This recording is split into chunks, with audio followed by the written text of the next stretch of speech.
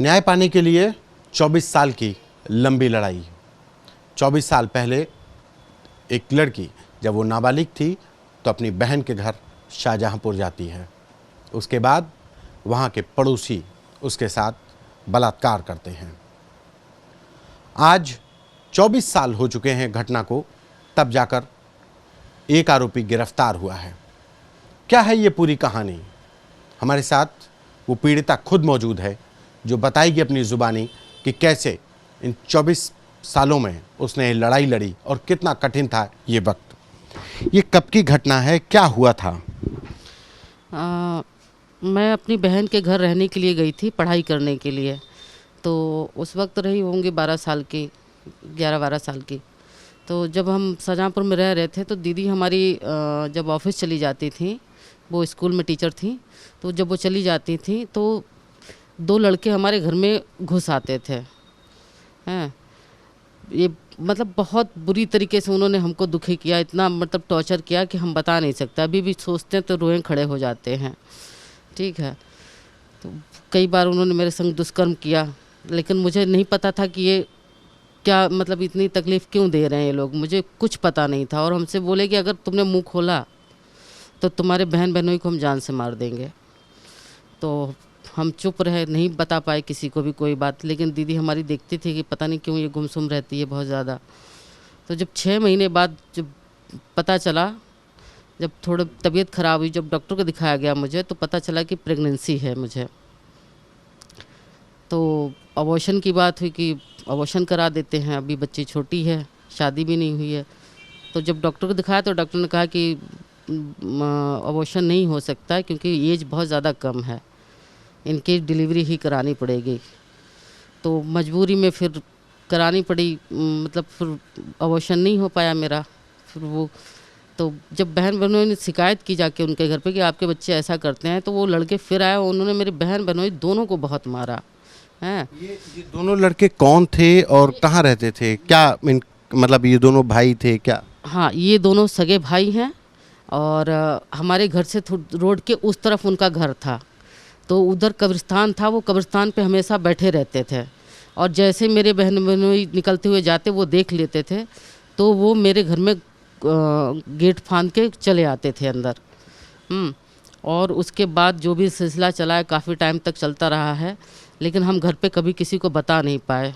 फिर जब शिकायत की आपने बहन बहनों ने जब उनके घर पे शिकायत की तो उन्होंने फिर आके मारा और कहा कि यहाँ अगर ज़िंदा रहना चाहते हो तो निकल जाओ यहाँ से। तो मेरे बहनोई ने अपना ट्रांसफ़र करा लिया वहाँ से और फिर हम लोग रामपुर चले गए हैं। फिर वहीं डिलीवरी हुई है मेरे बच्चे की, और पैदा होते ही मैंने उसको देखा भी नहीं और मेरी माँ ने वो किसी को दे दिया बच्चा। मतलब मुझे नहीं पता था क्या हुआ है। आपने उस बच्चे को देखा ही नहीं? नहीं, मैंने उस बच्चे को नहीं देखा था। जब मुझे होश आया है तो मुझे कुछ नहीं बताया गया है। और आपने पूछा नहीं बेटा हुआ या बेटी? मैंने पूछा, उन्होंने कहा जो भी हुआ था वो अब है नहीं। मतलब है नहीं कि दान दे, मतलब किसी को दे दिया? कहने लगे कि वो दे दिया है किसी को, तुम अभी छोटी हो हैं, कल को किसी को पता चलेगा तो शादी ब्याह नहीं हो पाएगा तुम्हारा, तो इसलिए हमने किसी को दे दिया। अब इस किस्से को यहीं पे तुम भूल जाओ कि कुछ ऐसा हुआ था ज़िंदगी में। फिर क्या हुआ? फिर क्या, सन 2000 में हमारी शादी हो गई है। शादी के बाद फिर हम अपने ससुराल गए हैं। अच्छी खासी खुशहाल ज़िंदगी में जी रही थी अपने ससुराल में। तो पता नहीं कैसे मेरे हस्बैंड को ये पुरानी घटना पता चल गई। जब उनको पता चली तो हमारे संबंध धीरे धीरे इतने ज़्यादा बिगड़ गए कि हम अलग हो गए उनसे। मैं अपना बच्चा लेके दूसरी शादी से, मैं मतलब मेरी शादी से एक बेटा है, और तो मैं यहाँ लखनऊ चली आई हूँ। तो जब लखनऊ में आई हूँ तो वो जो मेरा बेटा जिसको गोद दिया गया था, तो सब उसको वहाँ मतलब बहुत बुरा बोलते थे, कटुए की औलाद है और तू मुस्लिम है और ये है वो है ना, मतलब नाजायज़ है कि उसको इतना मतलब मेंटल टॉर्चर करते थे सारे लोग बोल के हैं। तो उसको टॉर्चर वो जो परिवार उसको गोद लिया वो करता था कि और लोग करते थे? और ये कैसे पता चला उसको कहानी, ये सब टॉर्चर कैसे पता चली, कौन लोग टॉर्चर करते थे उसको? चूँकि वो लोग हमारे रिश्तेदारी में ही हैं तो सबको पता चल गया था कि वो मेरा ही है। हैं, तो जब वो तो इसलिए वो बहुत ज़्यादा वो जब परेशान हो गया तो एक दिन आ गया हमारे पास ही और हमसे लगा सवाल करने कि ये बताइए, सबके पिताजी हैं और मैं जिनके साथ रह रहा था वो तो मेरे पिताजी हैं नहीं, वो मेरी माँ भी नहीं है, तो मैं कौन हूँ? आप मुझे बताइए। छोटे पे तो मैं उसको टालती रही, समझाती रही, डांट देती थी, लेकिन अब वो इतना बड़ा हो गया है कि कह रहा है कि नहीं, मुझे जानना ही है। कितनी उम्र में उसने सवाल किया? ये सवाल उसने हमसे जब 10 साल का हुआ है तब पूछना शुरू कर दिया था। हैं 10 साल से वो पूछते पूछते हम उसको टालते गए, समझा देते थे, मान जाता था, भूल जाता था, लेकिन फिर जब दोस्तों को देखता, किसी ने कुछ बोल दिया कि अरे ये तो बच्चा ऐसे है, नाजायज़ औलाद है, तो वो फिर जब धीरे धीरे थोड़ा बड़ा हुआ है तो वो मेरे एकदम कहने लगा, मम्मी मैं सुसाइड कर लूँगा, मेरा कोई अस्तित्व है ही नहीं ज़िंदगी में, तो बताइए मैं क्या करूँ जी के? आप मुझे बता नहीं रही हो।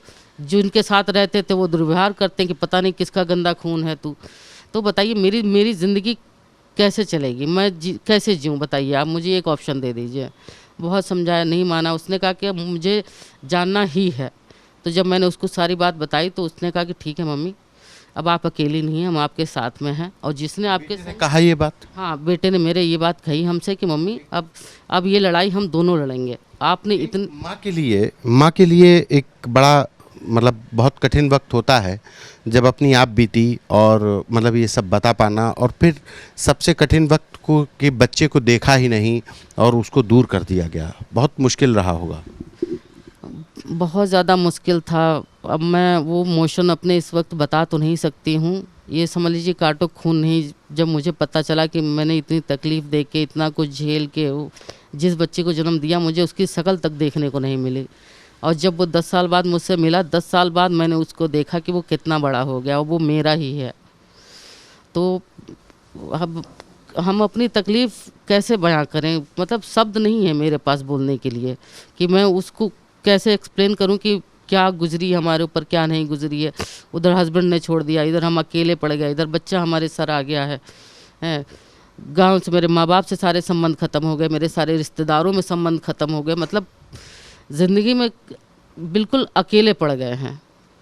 तो अब बेटे का सपोर्ट मिल रहा है। अब ये लड़ाई, जब बेटा आया तो बेटे ने फिर लड़ाई लड़ना शुरू किया? बेटा काफ़ी समय तक तो हम समझाते रहे, नहीं माना। तो अब उसने कहा कि मम्मी, अब जो सज़ा आपने काटी है ज़िंदगी भर, अब सज़ा दूसरों को काटने की बारी है। जिन्होंने आपके साथ ऐसा किया है, जिन्होंने मेरी ज़िंदगी बर्बाद की है और वो लोग सुकून से जी रहे हैं, आप चलिए, आप लड़ाई लड़िए, हम आपके साथ हैं और हम उनको पकड़वाएंगे, उनको सज़ा करवाएंगे। तो बेटे का इतना हौसला मुझे मिला। अगर मैं ये सब कदम नहीं उठाती तो जिस बच्चे के लिए मैंने इतनी तकलीफ़ झेली है, वो बोला हम सुसाइड कर लेंगे। हैं, तो मैं अपनी बच्चे की ज़िंदगी खोना नहीं चाहती हूँ। इसीलिए इतने सालों बाद मैंने ये डिसीज़न लिया है कि जो कुछ भी हुआ है, ताकि और लोगों को भी सबक मिले कि हमारे यहाँ का कानून इतना बुरा नहीं है। मैंने इतने 26-27 साल बाद मैंने पहल की है और फिर भी मुझे न्याय मिल रहा है। तो मैं चाहूँगी, ये जो पहल शुरू हुई, ये पहल फिर बेटे ने शुरू की कि आपके द्वारा? बेटे ने ही पहले ये शुरुआत करी पहल की? हाँ, बेटे ने पहले शुरुआत की है, लेकिन हम दोनों साथ में, हम दोनों बराबर लड़ रहे हैं। फिर क्या हुआ? डीएनए सैंपलिंग हुआ? डीएनए हुआ, रिपोर्ट पॉजिटिव डीएनए सैंपल हुआ है दोनों का। हम 4 लोगों का हुआ है। वो उन दोनों भाइयों का भी हुआ है, गुड्डू ओबलाइडी और गुड्डू उर्फ रजी हसन और नकी हसन ब्लाइडी उर्फ नकी हसन। तो उन दोनों का भी डीएनए हुआ है। हम दोनों माँ बेटे का भी डीएनए हुआ। तो ये रिपोर्ट हमारी पॉजिटिव आई है, क्योंकि मैच हुआ। क्योंकि मुझे अभी तक ये नहीं पता था कि वो किसका है, 2 में से किसका है। दोनों भाइयों ने रेप किया था? दोनों भाइयों ने किया था। दोनों सगे भाई हैं। दोनों ने रेप किया? हाँ, दोनों ने किया था। तो ये पता करने के लिए कि ये मतलब आखिर ये किसका है, तो इसके लिए डीएनए फिर किससे मैच हुआ? डीएनए बड़े वाले भाई से मैच हुआ है। वो पकड़ा गया? वो अभी फरार है। छोटा वाला पकड़ा गया है। गुड्डू पकड़ा गया है, ब्लाइडी अभी फरार है। नकी हसन। अच्छा, पकड़ा कौन गया है? नकी हसन? नहीं, वो गुड्डू पकड़ा गया है। छोटा वाला पकड़ा गया, बड़ा फरार है अभी। नकी हसन? हाँ, नकी हसन अभी फरार है। जो मुख्य आरोपी है नकी हसन, जिससे डीएनए मैच हुआ, वो अभी बड़ा भाई है और वो फरार है जी। जब पुलिस के पास गई, अमूमन पुलिस के बारे में कहते हैं कि पुलिस सुनवाई नहीं करती है, तो पुलिस के पास गई तो पुलिस का क्या रिस्पॉन्स था? पुलिस का शुरू में तो रिस्पांस बहुत बेकार था, क्योंकि जब मैंने वकील किया था तो वकील कह रहे थे मैडम कुछ भी तो नहीं है, हम कहाँ से सब लाएंगे, सबूत आप कहाँ से देंगी। हाँ, जब पुलिस वालों को जब थाने में गए हैं, जब थानों से बात हुई मेरी, तो भी पता चला कि वो कह रहे आप तलाश करके लाइए, आप कैसे साबित करेंगे। भाई 1 साल 2 साल 3 साल का मामला हो तो ठीक है, आप 26 साल बाद आ रही हैं, तो ये बताइए हम कहाँ से करेंगे। 1 साल तक तो हमको बहुत दौड़ाया उन्होंने, मेरी कंप्लेन नहीं नोट की। फिर कोर्ट के द्वारा जब हमने फाइल की अपनी अर्जी, तब मेरी एफआईआर दर्ज हुई है, और उसके बाद पुलिस वालों का पूरा सपोर्ट मिला है मुझे, और मैं खुश हूँ। अब वो अभी मुख्य आरोपी तो फरार है। मुख्य आरोपी अभी फरार है, कब तक फरार रहेंगे, मिलेंगे ही। जो सज़ा हमने काटी है अब उनको भी काटने की बारी आ गई है। बहुत लंबी लड़ाई, और दूसरों के लिए आपकी जो लड़ाई है वो कहीं ना कहीं एक प्रेरणा है। क्या कहेंगे, अगर कोई ऐसा ईश्वर ना करे किसी के साथ, तो क्या करना चाहिए? आपकी लड़ाई एक अपने आप में दूसरों को एक सबक देने वाली भी है। मैं अपनी बहनों से यही रिक्वेस्ट करना चाहूँगी कि अगर कभी ज़िंदगी में कभी कोई ऐसा करता है तो आप तुरंत आवाज़ उठाइए, मतलब आप विरोध करिए, हैं।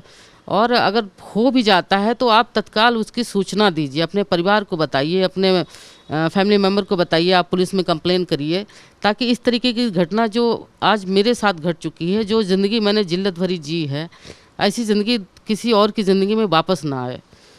तो परिवार के लोग इस लड़ाई में अब साथ हुए, जब आपका बेटा आपके साथ आ गया, तो क्या परिवार के और लोग साथ में आए? जो पहले पति हैं उनका क्या रुख है कि भाई उसमें आपकी कोई गलती नहीं थी? अभी उनका कोई रुख बदला है कि नहीं बदला है? और बेटा, अब दोनों बेटे आपके साथ हैं? हाँ, दोनों बेटे मेरे साथ हैं, और हस्बैंड से अब कोई लेना देना नहीं है मेरा। वो मुझसे बात भी नहीं करते हैं। वो कहने लगे कि अब हमारे संबंध आगे नहीं चल सकते हैं, क्योंकि तुम्हारे पहले से बेटा है और तुम्हारा कैरेक्टर ख़राब है, ये है वो है। जो भी इल्ज़ाम उनको लगाने थे उन्होंने लगाया, और हमको मतलब अपने घर से निकाल दिया। घर वाले, मायके वाले भी मेरा कोई सपोर्ट नहीं किया है। ये लड़ाई केवल हम दोनों ने एक साथ लड़ी है, मेरे बेटे ने और मैंने। बाकी हमारे फैमिली मेम्बर का किसी का भी कोई सपोर्ट नहीं रहा है। अब कैसे चल रही है ज़िंदगी? बेटा अब आपके साथ है, वो भी काम करता है? अब तो शायद वो 24-25 साल का होगा। हाँ, बेटा इस समय 24-25 साल का हमारा हो रहा है, काम कर रहा है वो। और हम माँ बेटे खुश हैं अपनी ज़िंदगी में। बस जॉब करते हैं, हम भी करते हैं, वो भी जॉब करते हैं, और अपना गुजारा कर लेते हैं, ठीक ठाक हो जाता है।